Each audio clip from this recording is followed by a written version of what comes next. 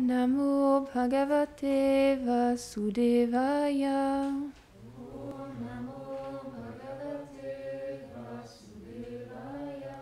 Om Namo Bhagavate Vasudevaya.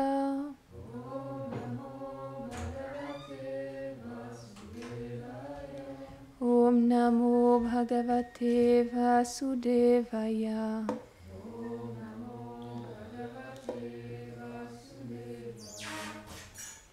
Srimad Bhagavatam, chapitre 19, premier chant, verset 7.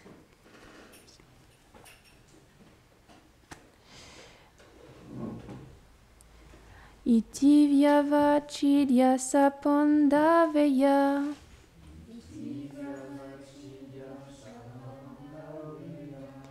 prayopavesham prati vishnupadyam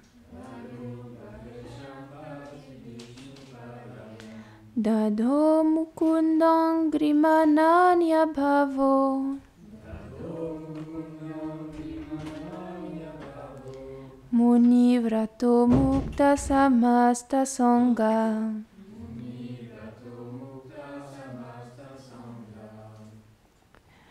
Le roi Parikshit, descendant de la glorieuse dynastie des Pandus, renonça à tout type d'attachement matériel et s'assit comme un sage sur la rive du Saint-Gange qui coule des pieds de lotus de Shri Vishnu. Il se résolut à fixer ses pensées avec une pure dévotion et de façon ininterrompue sur les pieds de lotus du Seigneur Krishna, tout en jeûnant jusqu'à la mort. Commentaire.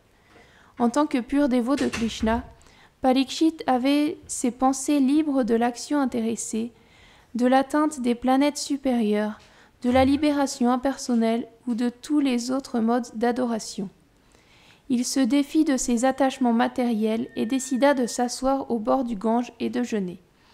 Il prit refuge uniquement en Krishna ou Mukunda, celui qui confère toutes sortes de libérations.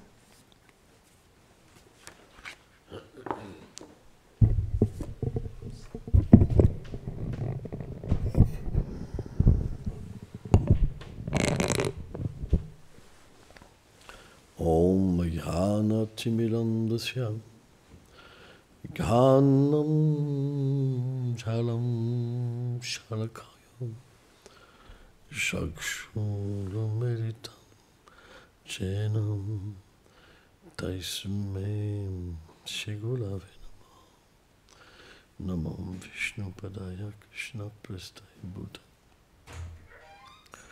Shrimate Bhaktivedanta Swami Niti Namine Namaste Sarasvati Devi Kaulavani Plachaline Nilvesha Sunyavadi Plachachade Chatarine. Lorsqu'on dit que Shri Parikshit Maharaj s'était libéré de tout désir matériel et qu'il fixait ses pensées sur le Seigneur suprême, c'est une façon de parler. Parce que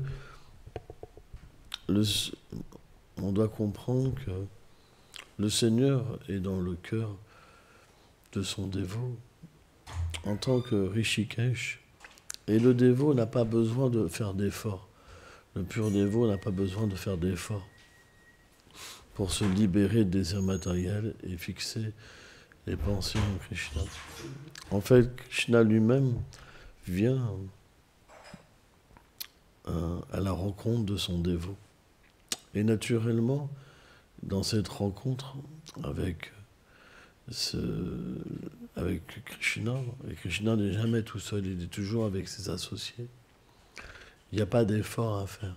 Il n'y a pas d'effort.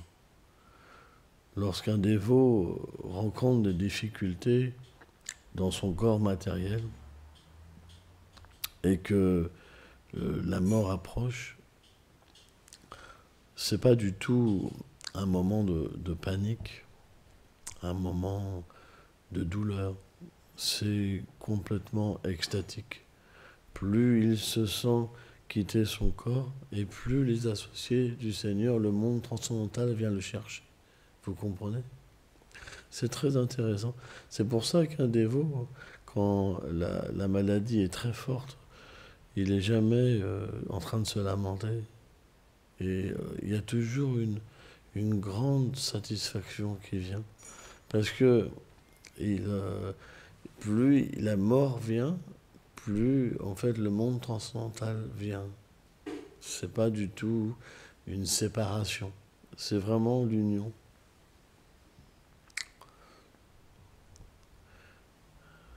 Et c'est ça le principe du yoga. Par exemple, les yogis, ils essayent par des moyens physiques, intellectuels, d'atteindre l'absolu. Mais en fait, ils n'atteignent pas Krishna. Parce que Krishna, il ne peut pas être atteint par un moyen matériel. Lorsqu'on dit Krishna est atteint par la dévotion, qu'est-ce que cette dévotion, par quoi elle est caractérisée? Par le fait d'accepter tout ce qui est favorable, de rejeter tout ce qui est défavorable, ce qui est favorable, défavorable, d'accepter Krishna comme son seul soutien, son seul refuge, de s'abandonner complètement à Krishna et faire acte vraiment d'humilité. Quand ces 6 composants sont dans le cœur, alors Bhaktivinoda Thakur explique que Krishna entend les prières du dévot. C'est qu'à ce moment-là, quand ces 6 caractéristiques agissent dans le cœur et qu'il n'y a plus aucun désir matériel et que le dévot ne veut que Krishna entend ses prières, pas avant. Et naturellement, quand on parle, quand Bhaktivinoda dit que Krishna entend ses prières, c'est physique, c'est personnel. Ça veut dire que Krishna est conscient du désir pur de son dévot. Parce qu'il ne désire que Krishna, alors comment Krishna peut faire autre chose que se donner? C'est pourtant, Srila Vishwanath Chakravarti Thakur dans Madhurya Kalambini explique que dans le dernier stade du développement de l'amour de Dieu, quand Krishna se sent complètement endetté parce que le dévot n'a plus aucune trace d'impureté et qu'il ne vit que pour lui, à ce moment-là, le Krishna se donne à son dévot complètement. Et donc, cette phase où Krishna se donne, dans la Bhagavad Gita, Krishna dit, même au moment de la mort, une personne peut me réaliser. Et c'est très intéressant, parce que le moment de la mort, c'est le moment où toute l'illusion, en fait, part du dévot. Parce que toute sa vie, il a chanté, toute sa vie, il a servi, mais pas purement, forcément. Il y avait encore quelques désirs. Il aimait bien étreindre sa femme, faire gli-gli-gli avec les enfants. Il y avait des petites choses qui étaient là. Mais quand le moment de la mort vient, on réalise que tout ça, c'était illusoire. Tout nous échappe. Et donc, ce qui est intéressant, c'est au lieu d'avoir la panique comme un matérialiste, de se rattraper à nos attachements, en fait, on se rattrape à Krishna. Parce qu'on s'est entraîné toute la vie. Sauf qu'on n'avait pas le pouvoir d'attraper Krishna. On n'avait pas le pouvoir de s'abandonner parce qu'on aimait plus quelqu'un d'autre que Krishna. Mais il y avait quand même cet entraînement sans la substance. Mais au moment de la mort, puisque la substance du mari, des enfants deviennent complètement illusoires, on réalise l'illusion et l'erreur. À ce moment-là, la substance de Krishna vient à la place. Et là, à ce moment-là, on peut véritablement réaliser Krishna et réaliser notre lien éternel. Même au moment de la mort, ça peut prendre que quelques instants. C'est très intéressant. Vous comprenez ce principe? Ce principe que quand on n'est pas un pur dévot, on sert Krishna, mais on a des attachements plus forts que Krishna. Les enfants, Ça nous fait du bien d'être avec les enfants, ça nous fait du bien d'être avec ceci, avec cela, avec cela. Mais jamais Krishna. On trouve pas l'équilibre avec Krishna. Il nous faut quelque chose d'autre. Vous comprenez? Ça, c'est ce on n'est pas des purs dévots quand c'est comme ça. Parce qu'on ne trouve pas la satisfaction qu'en Krishna. Et il nous faut plein de trucs à côté pour avoir un équilibre. Mais, donc, à cause de ça, on ne peut pas chanter purement. Parce qu'on n'a pas d'attachement. Mais au moment de la mort, plus la mort va venir, plus tous ces attachements illusoires, ils ne vont pas avoir de substance. Ils n'auront aucun pouvoir de rester. Puisqu'au moment de la mort, tout nous sera retiré. Et là, ça devient tangible. On a une réalisation tangible. Et c'est à ce moment-là que Krishna, en tant que le victorieux, vient finalement. C'est pourquoi, Bhakti Chakra Shiladev Goswami Maharaj disait que la conception de Krishna, lorsqu'elle entre en nous, alors elle nous débarrasse de toute autre conception. Parce que quand Krishna apparaît, rien ne peut rivaliser avec Krishna. Parce que Krishna, c'est la beauté suprême, c'est la puissance suprême, c'est l'opulence suprême, le détachement suprême, etc. Donc dès que Krishna apparaît, tout disparaît. On prend l'exemple, en fait, on peut prendre beaucoup d'exemples, comme par exemple un feu de forêt. Quand le feu de forêt apparaît, tous les êtres, les animaux disparaissent, fuient. Et bien, de la même manière, quand Krishna apparaît dans notre vie véritablement, tous nos attachements disparaissent. Mais il faut véritablement, pour que Krishna apparaisse dans notre vie, avoir ces 6 substances de l'abandon en nous. Sans ça, on chante, mais il n'y a pas de substance dans notre chant. On fait du puja, mais il n'y a pas de substance dans notre chant. On fait des tas de services, mais il n'y a pas de substance. Et c'est pour ça, puisque notre vie n'a pas de substance, on a d'énormes frustrations, on a des manques. On pense qu'une femme, qu'un enfant, un mari, ça va nous apporter quelque chose, ça va nous enlever les manques. Mais c'est complètement faux. Personne ne peut satisfaire l'âme à part Krishna. C'est pourquoi, tant qu'on n'a pas expérimenté Krishna, on est dans une forme de frustration. Mais la différence avec un matérialiste et un dévot mixte, c'est que le dévot mixte, il pratique. Donc quand l'illusion partira, alors Krishna apparaîtra. C'est pourquoi des fois il faut jusqu'à la mort pour avoir cette réalisation. Il y en a, non. Dû à des vies passées, ils vont avoir l'expérience de Krishna avant. Mais d'autres, dû à une certaine infortune, bien qu'ils soient en contact avec Krishna constamment, avec des purs dévots constamment, leur attachement domine, leur illusion domine. Donc le point, c'est que Krishna doit faire des plans pour que ces illusions tombent véritablement dans l'oubli, quoi. Par nous-mêmes, on n'a pas la possibilité de résoudre ce problème de la vie. Parce que ce problème, on pense que c'est notre vérité. Notre problème, on pense, c'est la chose la plus importante. Mais si Krishna agit, à ce moment-là,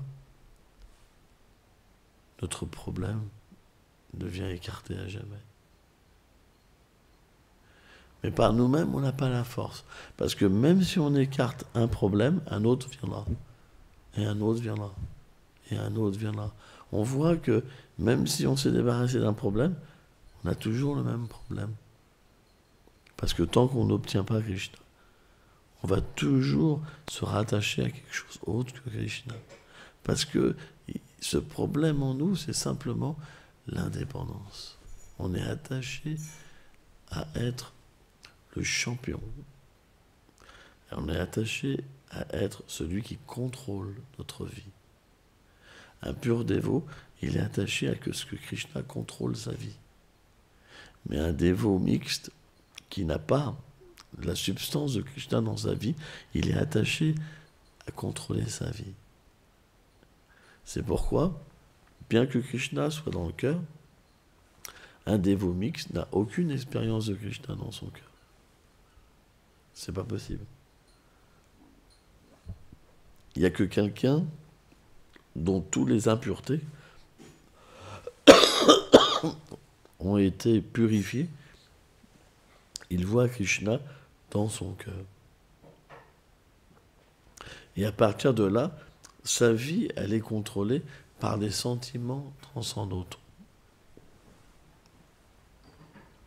C'est pourquoi le pur dévot, sa vie, c'est que de la dévotion. Même s'il dort, c'est de la dévotion. Même s'il mange, c'est de la dévotion. Parce que la substance de Krishna est apparue en lui.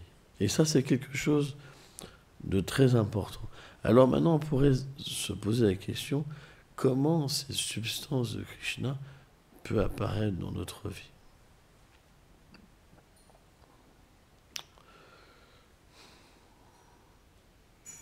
Alors, les Écritures mettent beaucoup l'accent sur l'association avec les Vaishnavas, sur l'écoute des gloires du Seigneur suprême, et notamment l'écoute du Srimad Bhagavatam.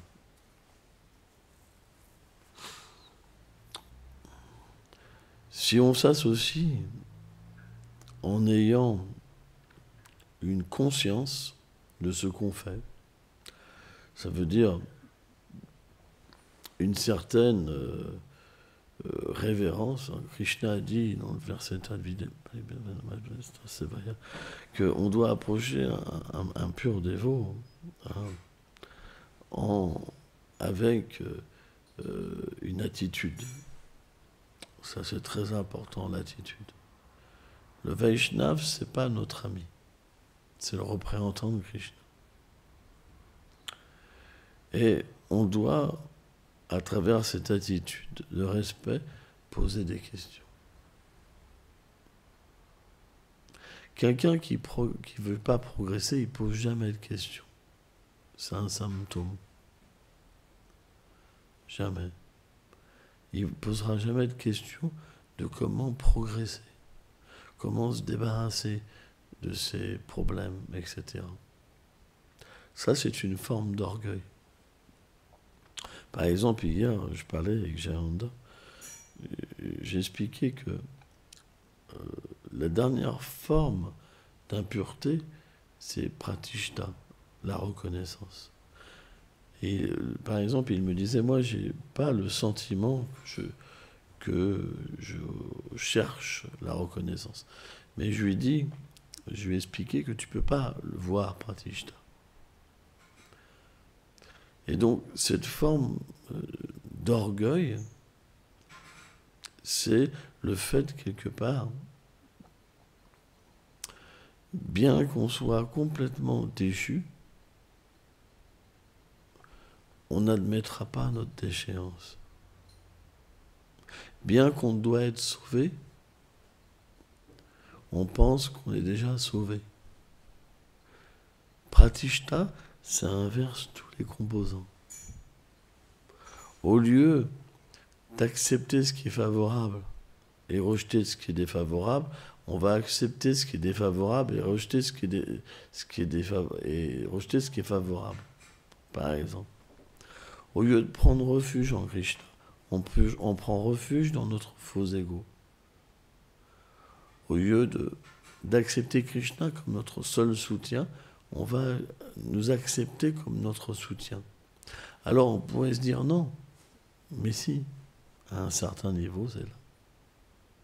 Donc bien on pense qu'on ne cherche pas cette reconnaissance, elle est là. Et c'est pour ça que Raghunath Das Goswami explique que c'est le dernier chose la plus difficile à dépasser parce qu'on ne peut pas la voir. C'est impossible. Il faudrait presque nous filmer pendant toute une journée pour qu'on puisse être à ce point et se dire mais c'est pas possible, c'est pas moi. C'est pas possible. Parce que Pratishta, c'est quelque chose qu'on ne peut pas percevoir. À quel niveau on perçoit Pratishta? Quand l'expérience de la Swarup, quand on a eu l'expérience de Krishna et de sa Swarup, et qu'on connaît notre état éternel, on l'a expérimenté au moins une fois. À ce moment-là, notre référence, c'est cet état. Et quand on analyse ce souvenir par ce qu'il y a à l'intérieur de nous, à ce moment-là, on peut comprendre ce qui est Pratishta. Ça veut dire que notre réalisation spirituelle, ça va être comme un éclairage qui va toujours nous protéger de l'orgueil spirituel. Et à ce moment-là, on peut accepter ce qui est favorable et rejeter ce qui est défavorable. Parce qu'il y a comme un éclairage sur notre réalité. Et ce qui est faux en nous, à ce moment-là, on peut s'en protéger constamment. Mais tant qu'on n'a pas conscience de qui on est, comment on pourrait avoir cet éclairage? C'est pas possible. C'est pour ça que même si on dit qu'on n'a pas conscience qu'on est situé dans une forme d'orgueil, cette forme d'orgueil est là. La preuve, c'est que on ne sait pas qui on est. Donc ça veut dire qu'il y a ce qu'on appelle le faux ego, ankara, qui recouvre notre ego. Et ce faux ego, il est bardé d'orgueil. Il nous fait croire, je suis ce corps, je suis puissant, je suis le centre de toute chose, etc. C'est une réalité. C'est pourquoi, à moins que Krishna n'intervienne comme notre sauveur, on ne peut pas avoir l'expérience pure de notre réalité éternelle.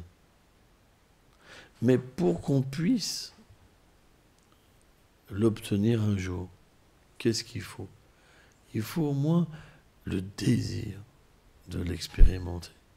Si vous n'avez même pas le désir, comment vous voulez que Krishna réciproque?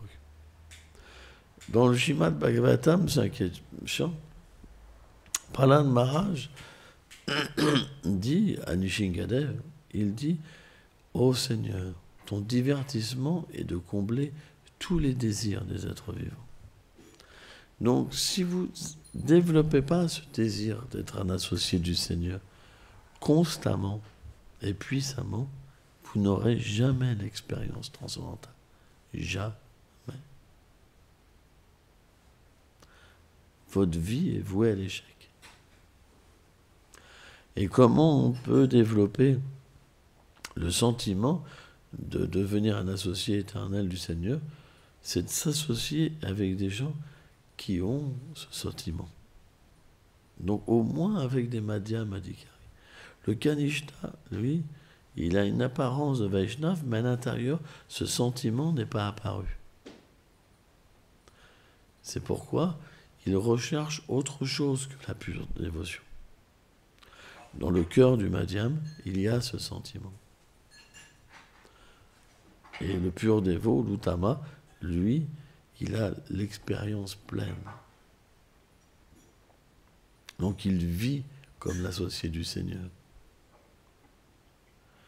Donc, si on ne comprend pas ça, on ne fera aucun avancement spirituel. Il faudra revenir dans la vie prochaine pour le développer. Le désir est la base de l'avancement spirituel. Si vous n'avez pas le désir, vous ne ferez aucun avancement spirituel. Il y aura un petit avancement, mais pas assez pour retourner à Krishna. Si vous n'avez pas le désir d'être un associé, Pourquoi Krishna vous forcerait à retourner chez lui? Vous comprenez? Si on regarde bien, même matériellement, comment ça se passe? On fait des activités, ces activités donnent des fruits, sous la forme de bij, de graines dans le cœur, qui vont graduellement apporter des désirs. Quand la personne reçoit un désir, il veut l'accomplir, et puis il l'accomplit. Il médite dessus, puis il l'accomplit. Ça, c'est ce qu'on appelle comme en fait les bij, les graines de l'action. Padma Purana explique ça. Et bien, de la même manière, toute la sous-critique que vous faites, les activités que vous faites, elles portent un jour les désirs transcendantaux, le désir de devenir un associé du Seigneur. Et une fois que le désir est là, naturellement, vous vous mettez à méditer sur ce désir. Et quand le désir devient véritablement fort, alors Krishna réciproque avec ce désir. Ça s'accomplit par une introduction dans le monde transcendantal qui va amener l'action. Mais à la base, il y a naturellement les actes dévotionnels. Mais les actes dévotionnels vont amener le désir que s'ils sont faits avec la conscience. C'est pourquoi, quand Krishna dit Bahunam Jamante, il faut beaucoup de vie pour que ce désir se manifeste. Mais maintenant, vous pouvez rapidement avoir ce désir. Vous êtes là en ce moment, dans un endroit, en train d'écouter. De quelle manière vous écoutez? Vous devez avoir cette introspection en vous-même. Je sais, c'est pas facile. Par exemple, là, on a écouté pendant 20 minutes, 25 minutes même. De quelle manière j'ai écouté? Est-ce que ça m'a interpellé? Ou ça m'a simplement donné envie de dormir? Parce que je vois certains ont envie de dormir, par exemple. Tout ça, c'est notre condition. Comment je l'ai vécu? Est-ce que ça fait quelque chose en moi? Vous comprenez? Eh bien, cette introspection, elle va nous permettre, quelque part, de nous corriger, de ne plus vivre par instinct comme l'animal. L'animal ne se pose jamais de questions, jamais. Il vit jour après jour sans même réfléchir qu'est-ce qui va devenir. C'est impossible pour l'animal de se poser une question. C'est impossible. Il vit comme ça par instinct. Vous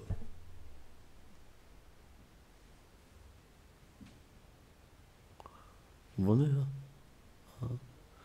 Mais celui dont la conscience s'éveille, il peut réfléchir, analyser sa vie. Et quand on analyse sa vie, alors on ne peut pas rester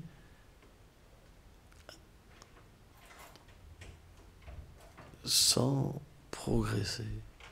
C'est pas possible. L'analyse de notre vie va faire qu'on va prendre des décisions pour augmenter notre vie spirituelle. L'analyse, ça veut dire la vertu. L'ignorance et la passion ne permettent pas d'avoir de l'introspection. C'est pourquoi la vie spirituelle, qui est transcendantale, amène graduellement un dévot. Je dis graduellement, ça peut prendre du temps. De l'ignorance, de la passion à la vertu. Une fois que la vertu vient, alors on a l'impression qu'on est observé. Quand on parle, par exemple, d'introspection intérieure, c'est pas une vertu très élevée, parce que on fait une projection par nous-mêmes. Mais par nous-mêmes, qu'est-ce qu'on comprend véritablement? Bien sûr, on peut se référer aux Écritures. Mais l'introspection qui est plus élevée, c'est lorsqu'on se sent observé par le Seigneur lui-même. Le Seigneur nous observe, à ce moment-là, déjà on peut ressentir notre réalité. Mais on peut aussi voir tout ce qu'on fait qui n'est pas bon pour éveiller notre réalité. Parce que lorsque le Seigneur observe, il nous donne cette vérité qui est au fond de nous-mêmes. Mais il nous permet aussi de percevoir ce qui est mauvais. C'est pourquoi, plus on va progresser, plus on va être situé dans la vertu, plus on va, ce qu'on appelle, devenir des brahmanas. Brahmana, ça veut dire celui qui voit le brahman partout, ou celui qui est observé par le brahman. Et à ce moment-là, cette projection à l'intérieur de nous-mêmes, elle va au moins nous permettre de considérer qu'on est l'âme, d'avoir ce détachement de l'action, de percevoir dans les êtres la vérité, de ne plus être attiré par un homme ou par une femme, de ne plus considérer que quelqu'un est la cause de notre destruction ou qu'une personne est la cause de notre bonheur. On devient complètement introverti par cette observation. Ça, c'est ce qu'on appelle la vertu. Après, la connaissance qu'on reçoit, elle va véritablement nous permettre de nous diriger soit sur une connexion impersonnelle de la vérité absolue, soit sur une conception dévotionnelle. Une fois qu'on atteint ce stade, Brahmabhuta Prasanatma, la Suchati la Konchati, alors on devient comme une sorte de libération. Et dans cette libération, alors on a tous les moyens pour s'engager purement dans le service de dévotion. Mais il faut être situé dans la vertu. C'est la base. Vertu, ça veut dire ce moyen de méditer.